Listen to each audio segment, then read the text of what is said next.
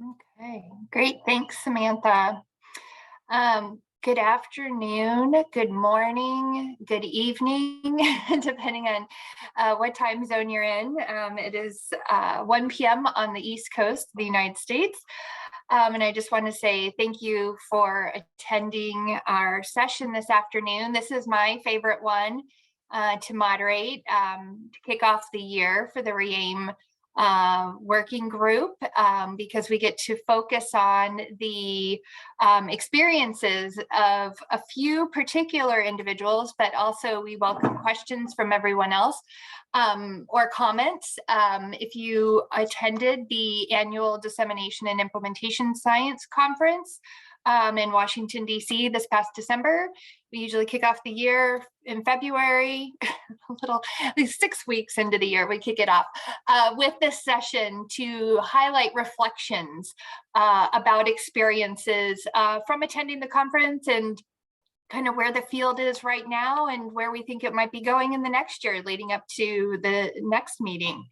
The other thing that was really exciting about the meeting was it was in person again this past December, which was wonderful to finally see people in person and to actually physically interact with everyone in terms of conversation and listening to a variety of presentations and viewing posters. So for me, that was definitely probably one of the biggest highlights in terms of just the overall experience was being back in person. But with that, I want to introduce our 3 panelists today, which I'm very excited to have a conversation with. First, we have Dr. Katie Trinkley. She is at the University of Colorado, Denver Anschutz campus, and she will be bringing the perspective of a first-time attendee to the DNI conference. So really interested in hearing what her experience was like. Second, we have Prajakta Adsul from the Dr. Prajakta Adsul, my apologies, from the University of New Mexico. And she will be bringing the midtermer perspective. She doesn't get classified as a long-term attendee yet. She's on the cusp, but this was definitely not her first attendance at the conference. And so looking at someone who's been around for a little while and hearing what her experience has been like. And then last but definitely not least, Dr. Gianetta, who will definitely be bringing the long-termer perspective, but also she has the role of planning the meeting every year, at least for the last several years. And so hearing her perspective as well from planning it, but also being able to attend it.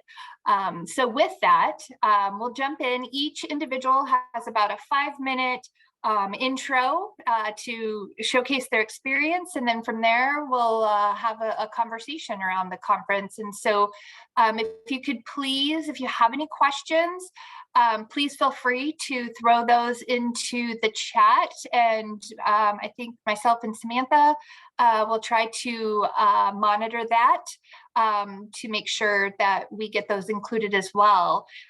So with that, I will turn the floor over to Katie to share with us her experience attending the meeting this past December as the first-time attendee. Great, thank you so much. Can you see my screen? Okay, good.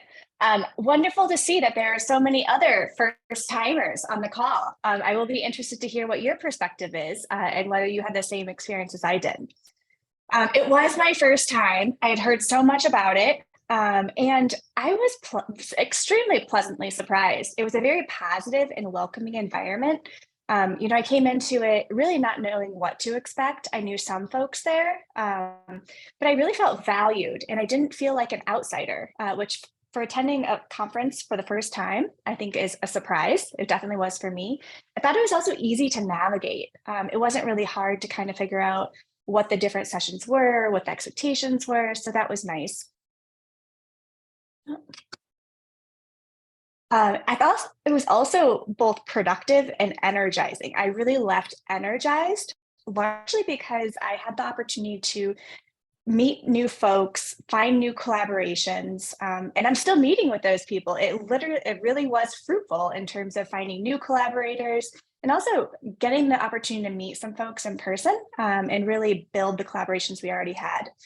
I didn't find it exhausting. It just really was nice.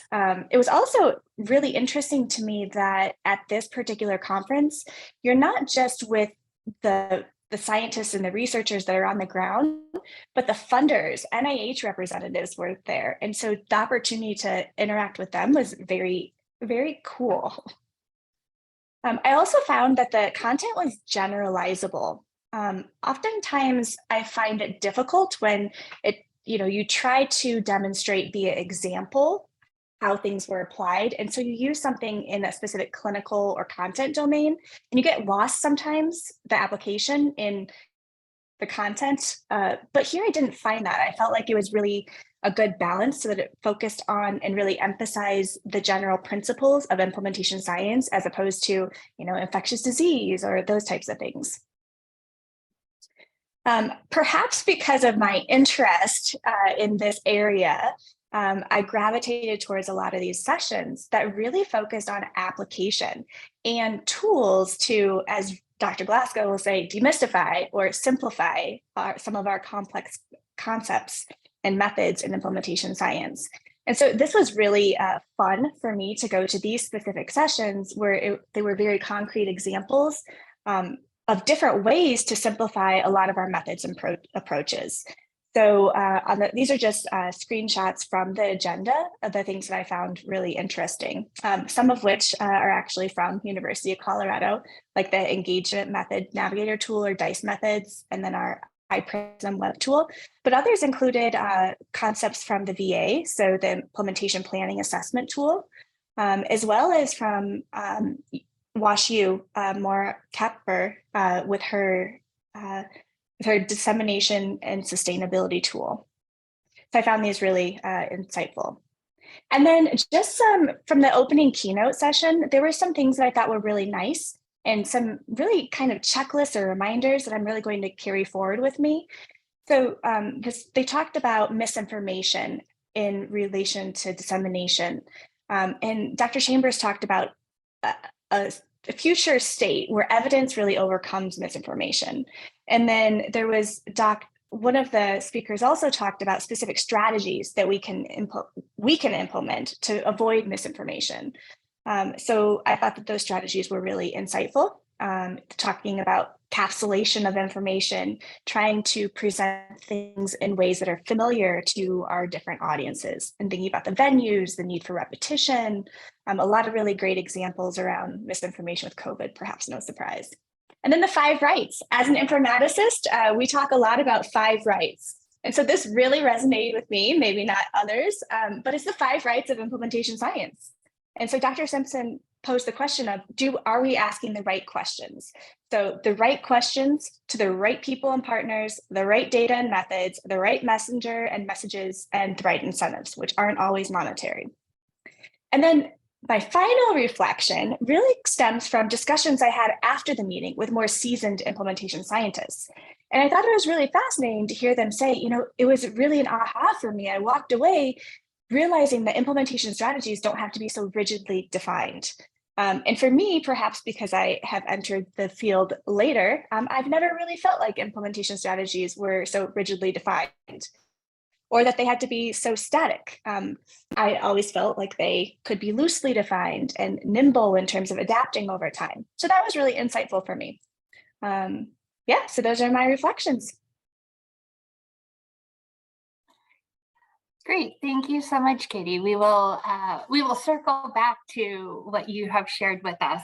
Made quite a few notes, and I want to hear a little bit more, but we'll move on to our next presenter to share her 5 minutes of highlights from the meeting. So Prajakta, it's all yours.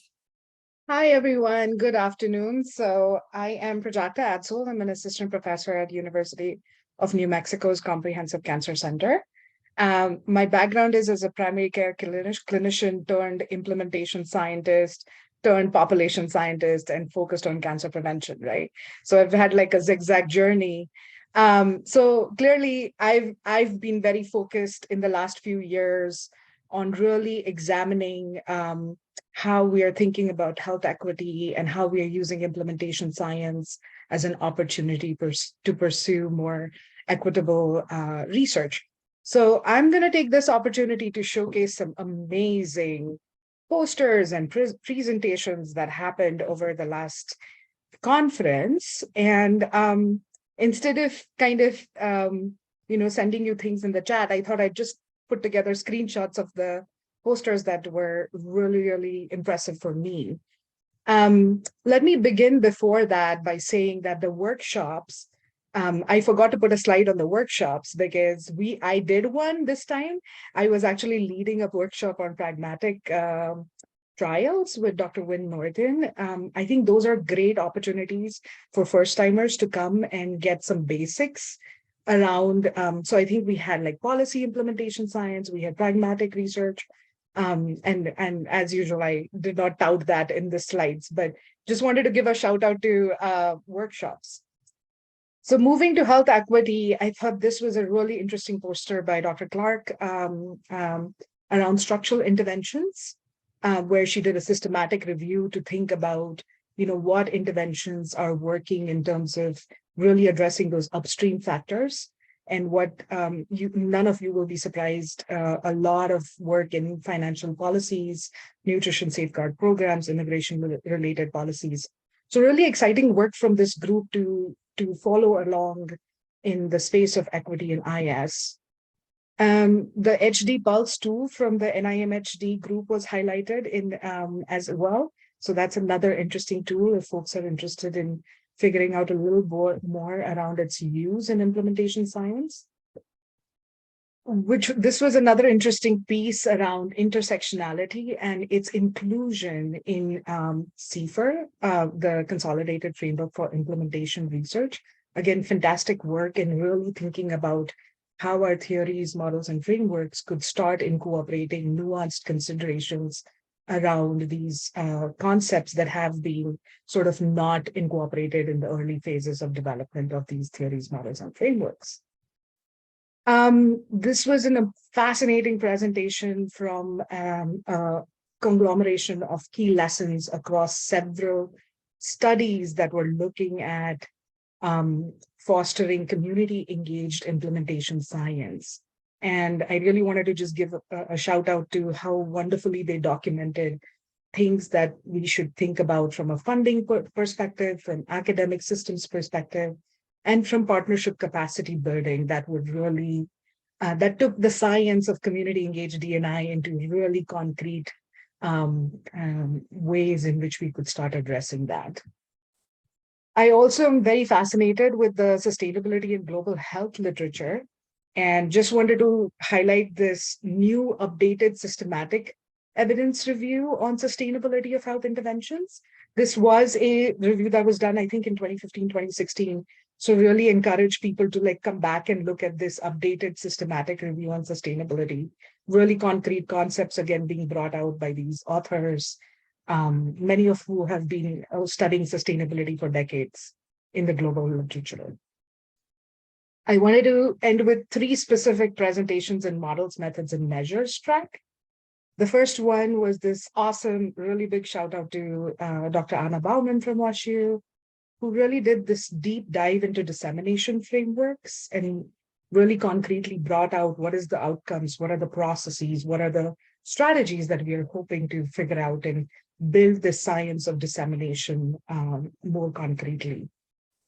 This is a shameless plug for some of the work that we did in the Access Initiative, which again, the Accelerating Colorectal Cancer Screening Using Implementation Science Initiative.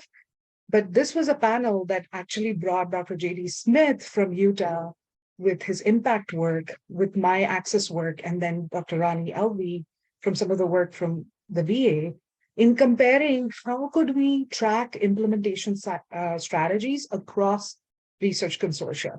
So this was a really pushing the field forward to aggregate data at a larger level and start understanding what strategies work under what conditions and how to track them. And then finally, a big shout out to the organizational theory for implementation science, which is an is a novel framework really focused on organizational change within implementation science, which sometimes gets missed when we are looking at CFIR. So this is a really nice complementary theory that Dr. Birkin and lots of folks from the Cancer Prevention, Cancer Control Research Network have been putting forward. So again, just an opportunity to give shout outs to so many wonderful presentations. These were just my picks that I wanted to bring forward to everyone today. Great, thank you so much. And it looks like we have a question already in the chat about making the slides available. If our presenters, if you are willing to make those available, if you could, I guess, forward those to Samantha, and we can make sure to get those posted to the REAIM website along with today's recording. And also Samantha has just reminded me that yes, you can also rewatch this video because we are recording it, and so you'll be able to see everything online as well. Great, thank you. All right, and then finally, our last summary of her experience will be Gia. Thanks, Bridget. And yeah, great to hear from Katie and Prajakta, highlighting those sessions and just your general reflections, really useful. And I took a ton of notes. So I'm just trying to figure out how to share my slides, and really appreciate the opportunity to be here. Now I'm gonna do I hope it's okay, but I'm gonna do a little bit less on sort of reflecting on specific sessions and more just on sort of the way I see things, like big picture, where we might be, like what the take-home messages were that might inform maybe things to think about for next year. And apologies, I'm moving all these bars out of the way so I can see the slides. So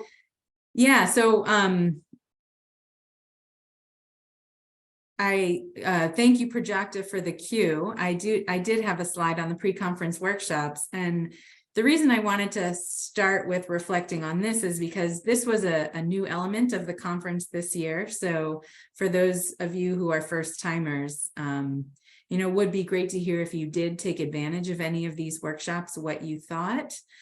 For those of us who have attended before, I'd be curious to hear how you felt these went in comparison to the 1 hour workshops we have done in the past. This was also the first year that we did the workshops. We solicited them through the abstract submission process. So we weren't sure what to expect, but we were thrilled to get 24 submissions. And so we had 5 fantastic pre-conference workshops, all of which were well attended. I believe there was, roughly 50 to 70 people at each of them, or maybe give or take. And so these were the 5 topics. And as Prajakta mentioned, there was one focused on equity and also on pragmatic implementation trials. So Russ alluded to the use of the PRACE2PS, which is the tool used for planning for and evaluating implementation trials specifically. Also one on policy, one on the translational science benefits model, one on hybrid studies, and that was actually the one that I participated in as faculty. So that's really the only one that I can speak to. And the one thing I wanted just to say about these workshops and what I took home was they seem to be well attended, well evaluated. Would love to hear from folks on this call any reflections you have on those, but I do think we hope to do them again. The one thing that I noted in the hybrid studies workshop was that I think that there continues to be this debate or misconception, and I wish I could see everybody's faces, especially Russ's, that if you're doing an implementation trial, it is by nature pragmatic. But I think we've learned that that is not necessarily true. And I was delighted to be able to let our attendees know we did have another workshop on that topic, although they were not able to attend both simultaneously. But I think that there is still a lot of room for raising awareness about what we mean by the pragmatic explanatory continuum, and how can we make our research more pragmatic. So that was one take home from the workshops. I wanted to just highlight for those of you, I think everybody may know, these are the 9 thematic tracks that the conference is organized around. And I'm going to talk in a minute about how this has shifted over time. But before I do that, I just wanted to mention one of my favorite parts of the conference was, as Bridget had mentioned, this was the first time we were in person after several years. And so we did, for the first time, this interactive plenary, taking the opportunity to have a plenary where everybody's voice could be heard. And so we did this exercise using Mentimeter to solicit input from the community on what they saw, given that this is the 15th annual, as areas where we've made a lot of headway, areas of where we've grown quite a bit. And as you can see here, lots of areas highlighted. The things I sort of honed in on were the methods, equity, integrating equity perspectives, training, awareness, relevance. And I assume some of those terms mean just like getting more attention for the field, as well as improving our methods and frameworks in the field.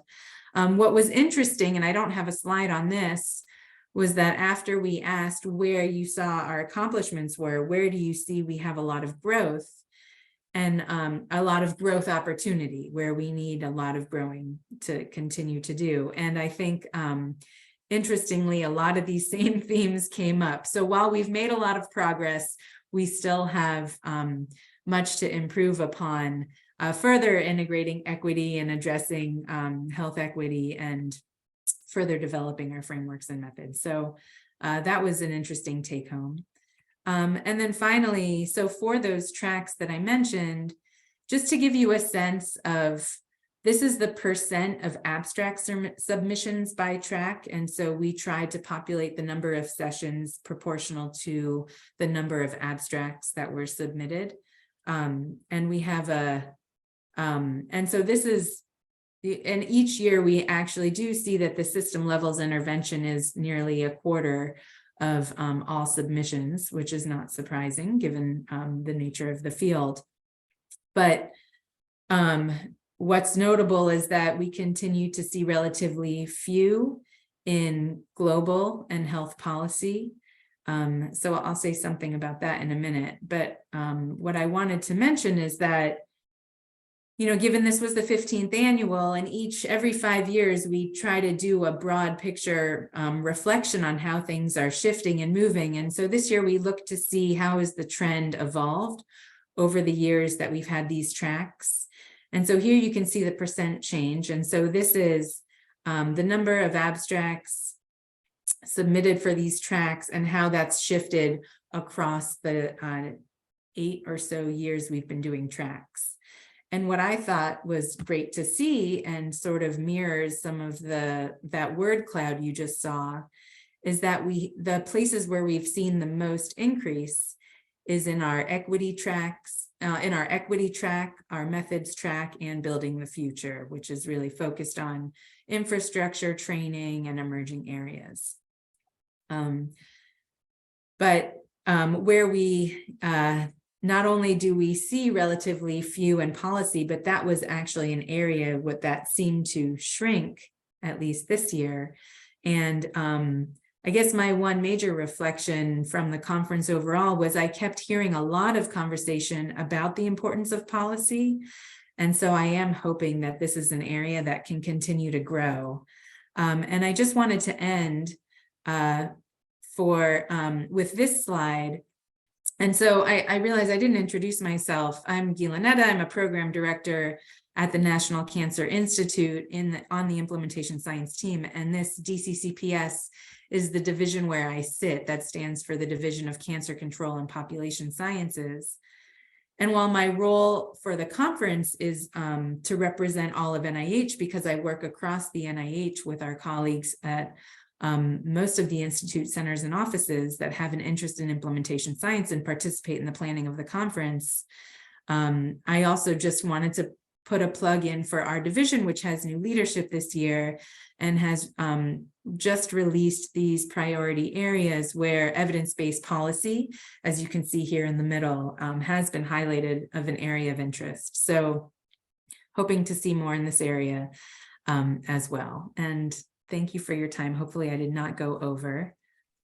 That's really all. Great, thank you so much. Monitoring the chat while the three of you were sharing your thoughts about the conference. Looks like we have quite a few individuals who attended for the first time, which is very exciting to see, and thank you for joining us. So before I lose sight of that, Gia, for new people who went to the conference this year and were like, oh my God, this was like the best thing I've ever done. How would they get involved if they want to be more active in the conference for this coming year? So submit abstracts is one. Review abstracts, that would be great. And to review abstracts, Academy Health sends an email out to all previous abstract reviewers. If you are interested in receiving that email, I think you can email Tamara Infante at Academy Health and CC me. I will put my email in the chat so that she can add you to that distribution. And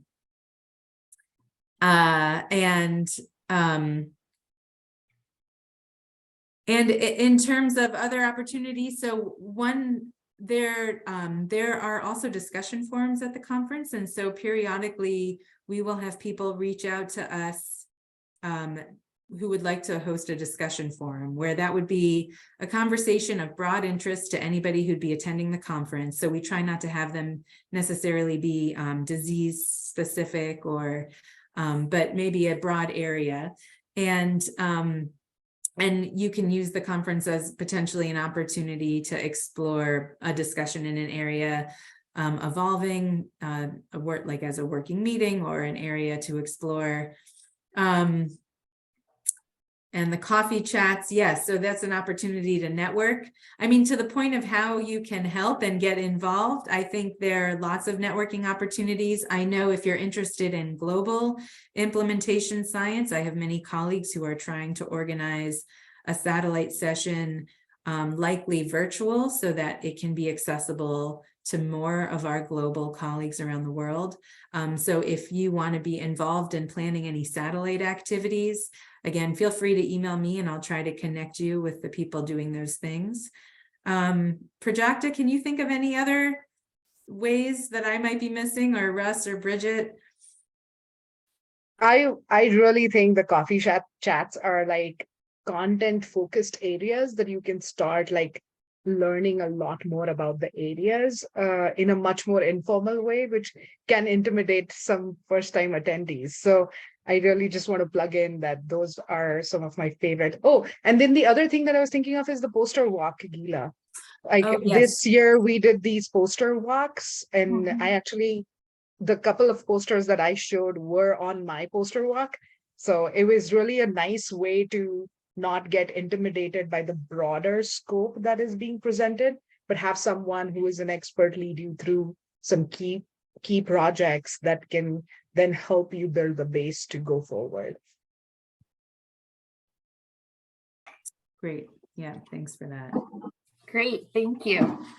So Katie, given that this was your first time attending the D&I conference, I want to hear a little bit about what your expectations were for attending and if you felt like those were met being a first time attendee.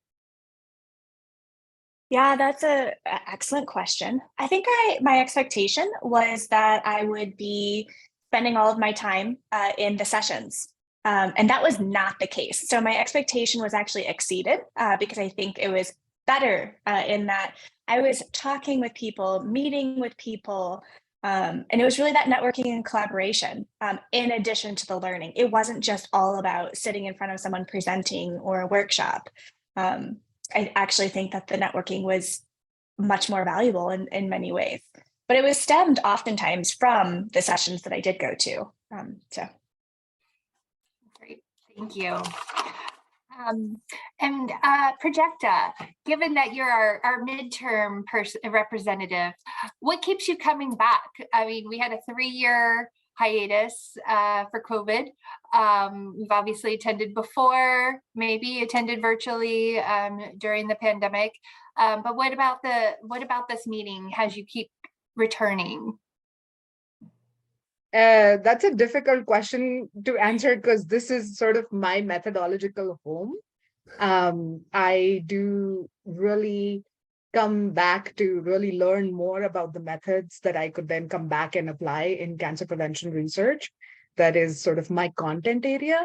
Having been trained under the NCI's implementation team, it was a very wonderful way as a cancer prevention fellow to understand the background of the conference as well.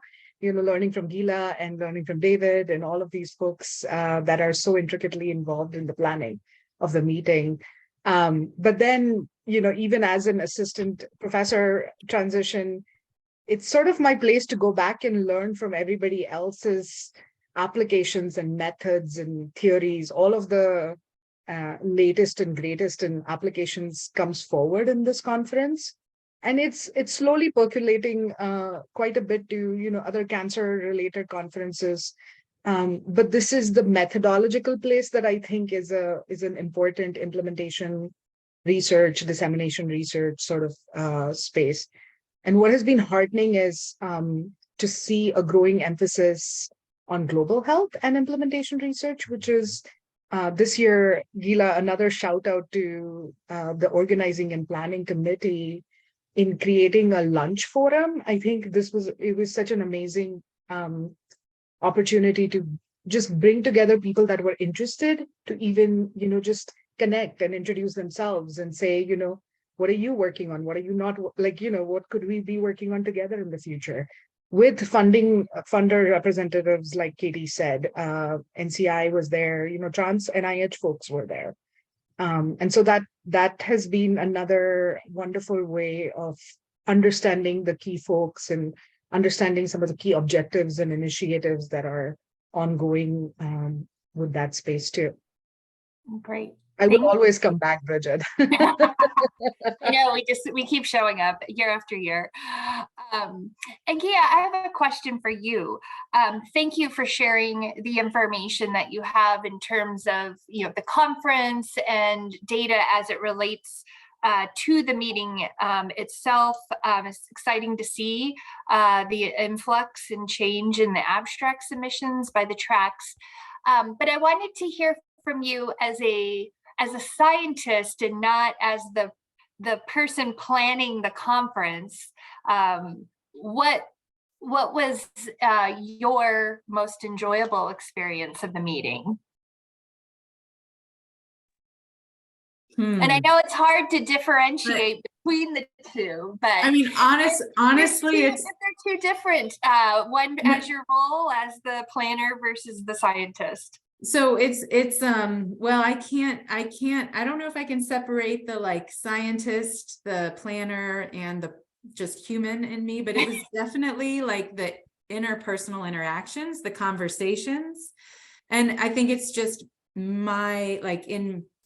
maybe it's just how I am, but I learn best in one-on-one conversations. And so having the opportunity to just randomly meet folks at the poster session and hear about their work and exchange ideas. And I mean, that was definitely my favorite part of it.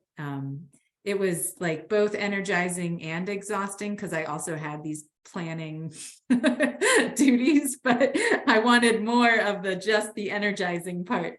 But no, that was great. And I loved it. I can't remember all the details now, but the plenary session, I loved the plenary session well, both the keynote and plenary on the second day, that both of them, I think, were really focused around equity issues and building trust. And I loved both of those sessions so much. And I think it's a real challenge to think about what is modifiable and where we can have a real impact, both when you're thinking about policy change and equity. And so for me, that's the most, I mean, where the problem matters most. So thinking through those challenges, the science of those challenges, I think are the most exciting for me.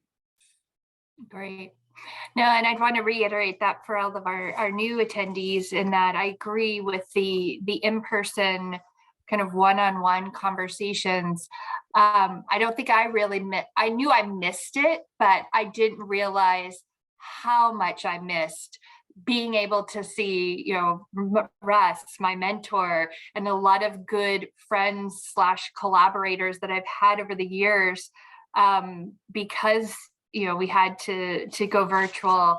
And so I knew in my heart that I missed all of that one-on-one interaction. But then when it was back in person, it was just almost overwhelming how much I really, you know, I missed it. And then it was exhausting because I don't think I've been in person with that many people in so short a time in a while. And so I wasn't used to all the overstimulation because of all the great conversations and the feeding energy from everyone else. And so, you know, just to continue the support for the conference, in that it's just not to hear the scientific matter. Yes, that is important, and we're excited to hear those presentations and see those posters, but the one-on-one interaction and the organic conversations that occurred.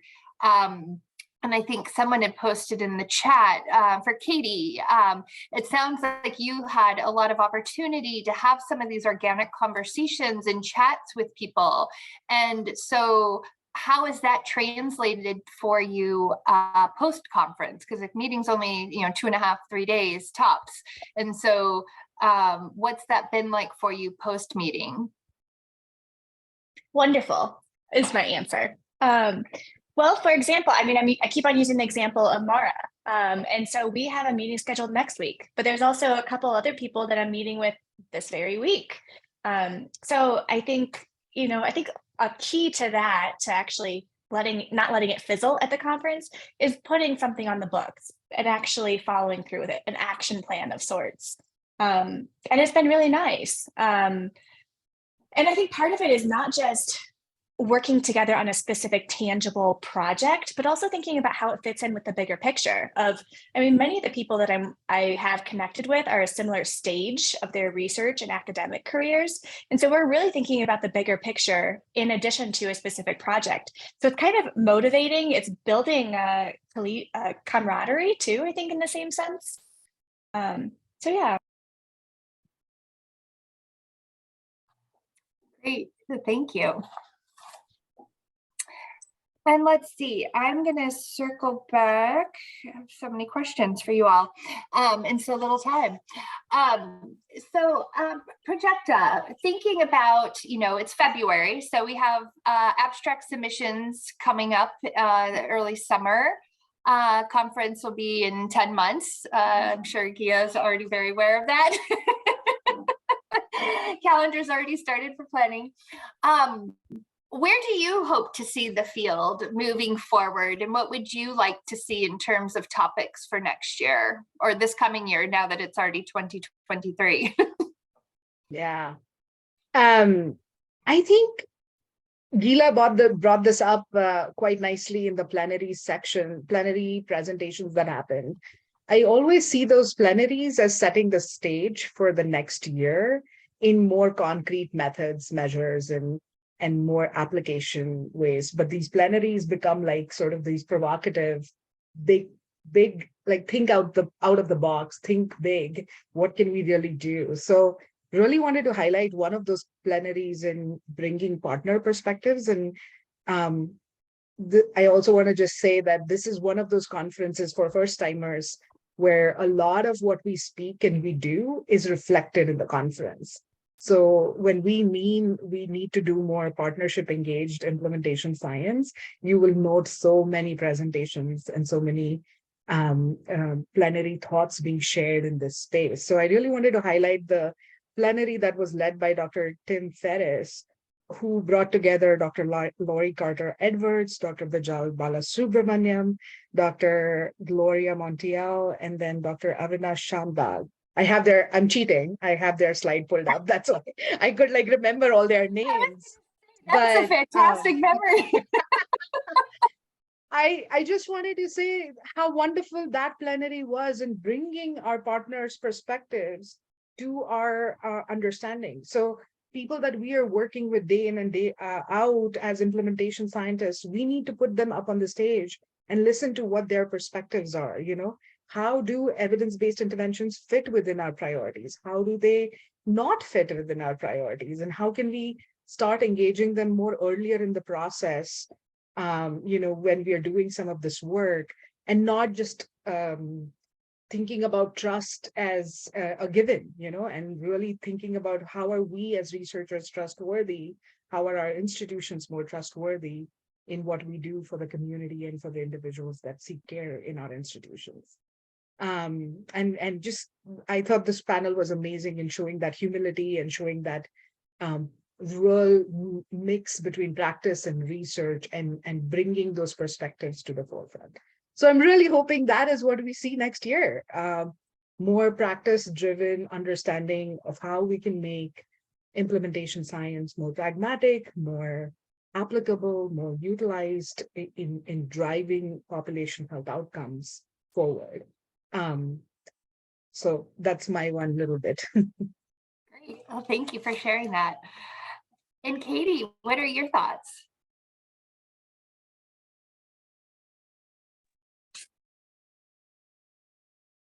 Yeah, I don't know that I have anything really unique to add to what was already said. Honestly, I really enjoyed the format that it was in. I think that I identified other things that I'd like to seek out, like the coffee talks based on this discussion right now. I didn't get an opportunity to check out the workshops, and that might be something I do next time. So I'm not really answering your question in terms of what I'd like to see more of. Of course, my own personal interest is in tools and ways to simplify this for a broader audience of researchers. So I'd love to see more of that, but that might just be me, and based on my own personal interest. So yeah, I'm really looking forward to next year. Great. Oh, it sounds like we've already got some first timers who are already planning to come back. So that's always a good a good note to have. Yeah. In terms of planning this next year's meeting, any sneak previews or thoughts that are maybe already percolating in terms of areas of focus or content for the upcoming year's meeting? No, but I would love to hear if folks have suggestions, because now is a great time to offer them while we're still thinking about this. During each conference, I always have, it makes me think about what I think we should talk more about. But I think the one thing actually that we would love to do more, and this is very unspecific, but highlight some of our some examples of studies that we think are really innovative or really move the field forward. Maybe examples that will help do the thing Katie talked about of making it more tangible. And in our best of D&I, we try to do some of that, but that is really just based on what's submitted and what scored the highest, essentially, as well as what the planning committee saw as particularly informative or valuable studies. So one of them was a very simple dissemination strategy, and that made a huge impact. And I think and I know, Katie, this isn't what you meant by simplify, but I do think it's important to remember that sometimes very simple solutions are like the most important solutions or most impactful solutions. So I don't think things have to be overcomplicated, and in fact should never be overcomplicated, but yeah, so, but to what I was starting to say, I would love input from this folks on what what folks would like to see more of, or what topics, themes people are especially excited about hearing more about. Yeah, no, I would, if you have suggestions, everyone, please feel free to use the chat, because we are reading it as real time. I would like to make a plug, because I like the models, measures, and methods, but I've struggled lately with implementation science and the lack of measures. And so I'm hoping that our field continues to evolve to develop more validated and robust measures to help us understand implementation. But that's just my vote. I'm only one of many. And I see Russ put a comment in the chat about climate change, and yes. So that is definitely a personal passion area of mine. And Bridget, can you say what you said again? I'm having a very hard time both like reading the chat and hearing the words at the same time. And so and I saw, you want to type it in the chat? No, I was saying for me, I like the models, the measures, and the methods. Yeah. And I feel that the models, we have plenty. We don't need any more.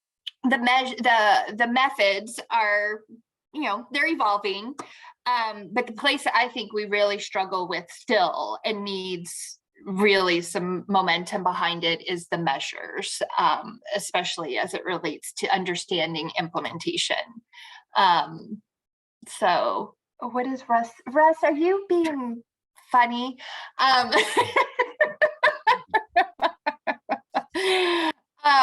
Very serious. Yeah.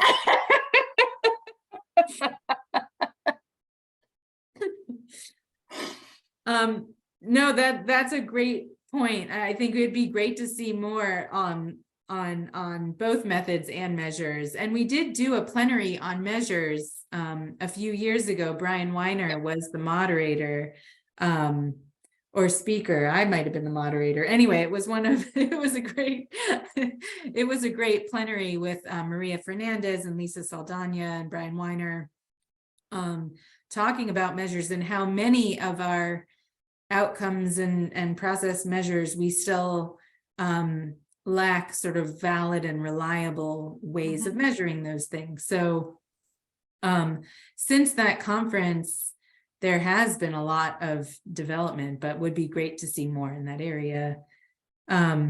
So agree. I'm just curious, can I ask for like a show of hands of folks who are interested in environmental health and implementation science, or climate change and implementation science?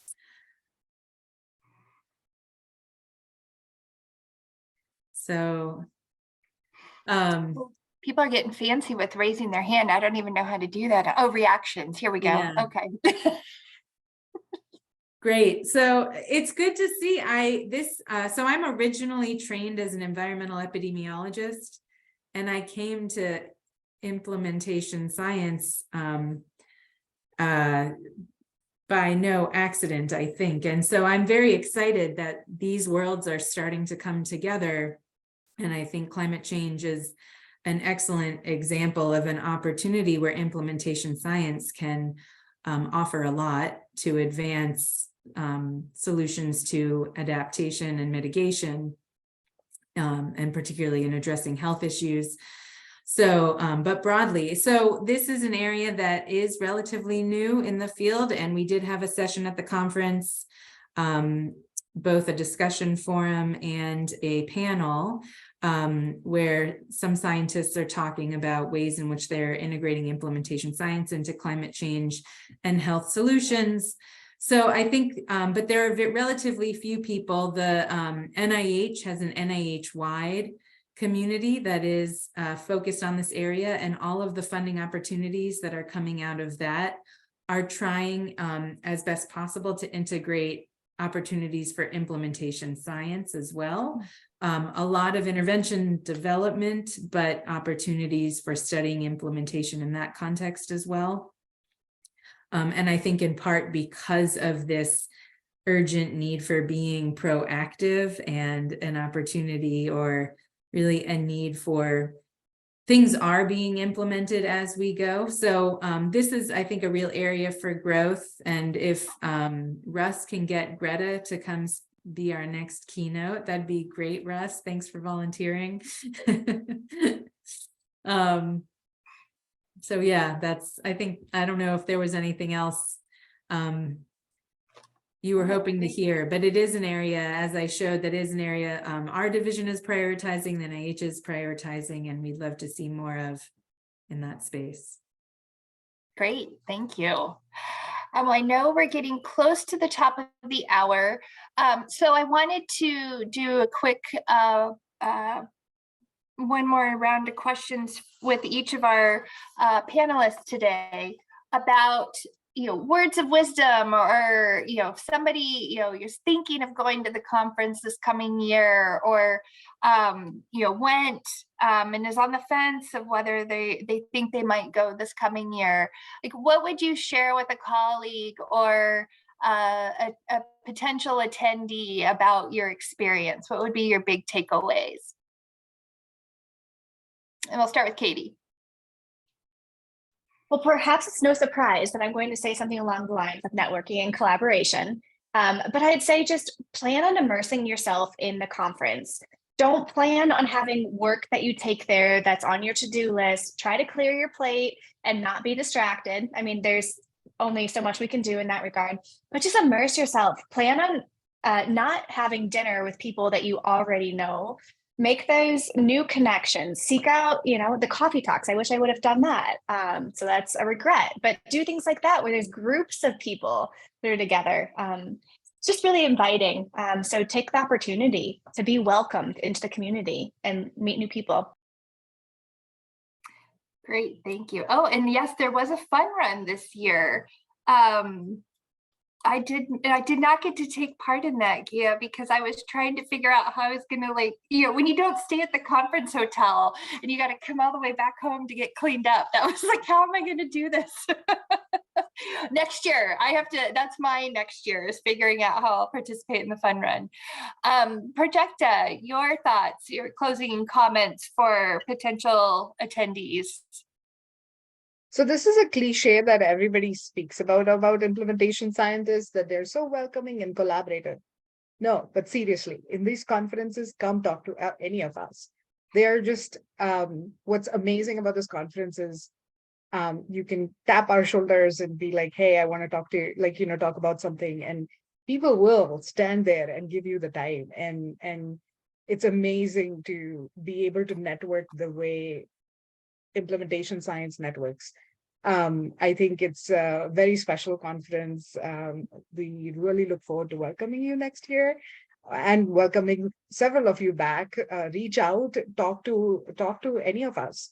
We are all here very, this is a community, I feel like, that connects very well to, even if I may not have the answer, I feel like I can reach out to many others that may have the answer. So I really do mean it in the most genuine of ways.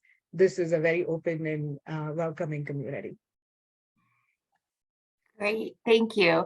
And before I let Gia have the final word, I know we have been talking about the fun run, but I also would like to put in a plug for Samantha's yoga sessions. So there is a lot of physical activity opportunities at this meeting, as well as mental activity. So you get the full body experience while you're attending this conference. So I think that's my plug for the meeting for new people. Gia, I'll let you have a final share of your thoughts from being on for planning the meeting, but also just as a fellow colleague and scientist. That's so much pressure, Bridget. Can I end with that? Yes. No, this is great. And honestly, it was great. Katie and Prajakta, really great to hear your reflections. And like I said, I took a lot of notes. And I think my final words would be just to echo what Prajakta was saying. If you come across a study you're super excited about, or a paper, or anything, ideas for the conference, please don't hesitate to send an email. You know, we like to practice what we preach and co-design the conference with all of you. So, you know, really welcome ideas. And we have a great planning committee, scientific advisory panel who help us, and track leads who help us think through the content. So, you know, it would be great to get feedback from everybody, or ideas from everybody. Yeah, and thanks again for the opportunity to do this. Absolutely. I would like to thank all three of our panelists today for sharing not only your experiences about attending the meeting, but just your time in general. I know that a lot of individuals find this session really valuable. Can also, you know, the conference ends the year on a high note for us, and this just kind of kicks off the year reliving that high. And so we look forward to continuing to hear from all of you at our upcoming webinars and other activities throughout the year. And it looks like Russ, you have your hand up. You wanted to say something? No? Yes? No, that was an applause. Thank Oh, you. It oh, was okay. a I can't thank tell. I you was like, and it just looked like applause. a hand. So I was like, well, of course you want to say something, because it's, you know, you. Nope, just thank you. This was incredible. And it's great to see, I think a number of you are first timers at this webinar too. So please also let us know if you have suggestions for webinar topics and things too. And, you know, check out the REAIM website. We try to keep that up to date and engaging too. So thank you all. So thank you, everyone. I appreciate your time and attention today, and we'll look forward to continuing to collaborate over the coming year, and looking forward to hopefully seeing you at the 2023 D&I conference, if not sooner. Thank you all so much.